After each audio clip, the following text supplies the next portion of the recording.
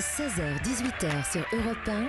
Stéphane Bern et Mathieu Noël. Historiquement vôtre. Chaque après-midi dans Historiquement Vôtre, on s'intéresse bien sûr aux histoires des femmes et des hommes qui ont fait l'histoire, mais aussi, Mathieu, à l'histoire des mots. Oui, des mots et des expressions. D'où viennent-elles? À quoi faisaient-elles référence avant d'être parfois dévoyées? Pourquoi Stéphane Bern s'exclame-t-il parfois dans l'intimité? Ça vaut pas un oignon gelé.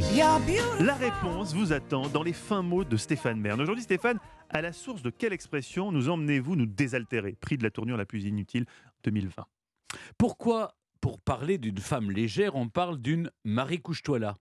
Je sais, Mathieu, Oui. Non, c'est vrai. À chaque fois, vous me stupéfiez par c'est vrai que c'est une vrai, question qu'on ne se on pose dit pas. c'est une Marie couche-toi là. Mais pourquoi? En tant qu'homme pieux, vous fêtez la Vierge dès que l'occasion se présente. C'est vrai que Oui. le calendrier chrétien lui rend hommage régulièrement. Bon, le 1er janvier, on fête Marie, la Mère de Dieu. Le 25 mars, c'est l'Annonciation. Le 8 décembre, l'Immaculée Conception. Mais aujourd'hui, on fête sa naissance. C'est la nativité de la Vierge. D'ailleurs, on connaît le nom de ses parents, Joachim et Anne.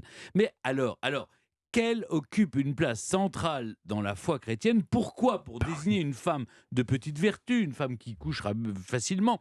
On a longtemps utilisé en France cette expression de Marie couche-toi là.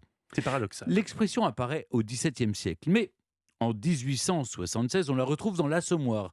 Émile Zola fait s'exclamer à l'un de ses personnages « Les fleurissent toutes des Marie couche-toi là. Et moi donc, je ne suis pas une chienne, je ne me mets pas les pattes en l'air quand on me siffle. » Le décor est planté.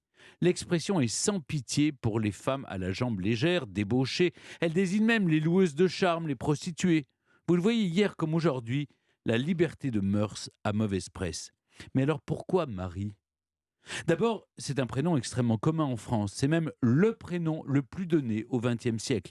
A-t-elle en scène qu'une Marie est-elle le synonyme d'une femme? On disait d'ailleurs en parlant d'une dame autoritaire, une Marie Jordan. Et pour une femme bavarde, on parlait d'une Marie Bonbec.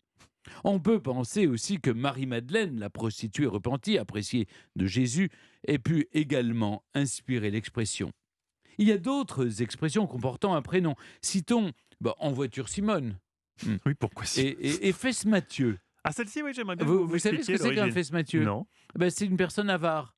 Vous voyez, c'est tellement injuste parce que quand on sait que tous les jours dans les couloirs d'Europe 1, vous, Mathieu Noël, vous n'hésitez pas à offrir régulièrement un café à 40 centimes à vos collaborateurs. Ce qui est d'autant plus dingue, Stéphane, c'est que vous mettez le doigt sur quelque chose de très douloureux, c'est que je n'ai jamais de monnaie et que je demande toujours à mes collaborateurs de me payer le café, ce qui est quand même dégueulasse. Ouais. Et vous êtes donc un Fesse Mathieu. Je suis donc un Fesse Mathieu. Oui. On en découvre avec vous des choses, Stéphane.